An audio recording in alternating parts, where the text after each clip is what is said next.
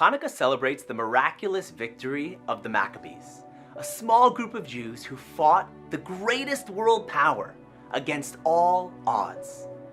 They reclaimed the temple and then lit the one remaining flask of pure oil, which burned for 8 days.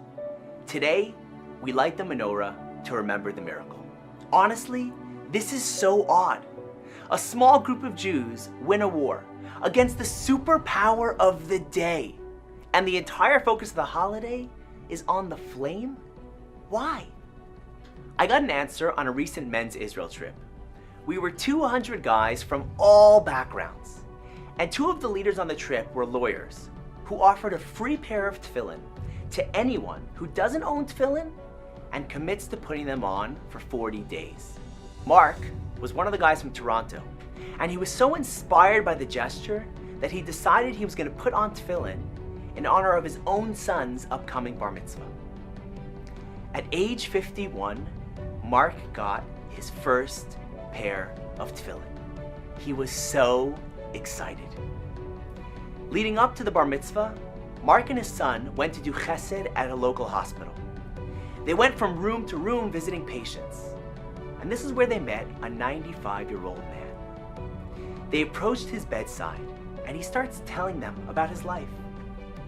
At one point, the elderly man said, "You know, I haven't put on tefillin in 40 years." And as he said the word tefillin, his eyes welled up with tears. You can tell how precious the mitzvah was to him. Mark said, "You know, I just got my first pair of tefillin. Do you want me to bring them and help you put them on?" The man's face lit up. He was reignited.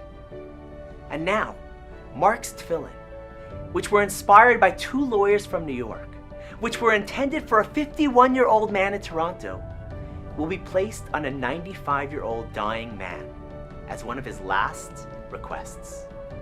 You know, we're taught Ner Hashem Nishmas Adam, that the candle of God is man's soul. That man's soul is like a flame. Those 2 lawyers' souls were burning bright with a passion to care about their Jewish brothers and sisters. They inspired and kindled Mark's soul, who then passed the torch and kindled the soul of a dying man. Perhaps this is why Chanukah focuses on the flame and not the miracle of the war. Because the flame represents continuity. A candle has the power to ignite another, and no matter how many candles a flame lights, the original flame is never diminished. The flame just keeps on burning. Every neshama, every soul that is ignited and inspired has the power to kindle another. On Chanukah, we're not only inspired by the miraculous victory, but we're reminded to take that inspiration and touch another soul and light up the world. This Chanukah, don't just light the menorah. Light it, burn bright in your soul, and ignite another Jew. Happy Chanukah.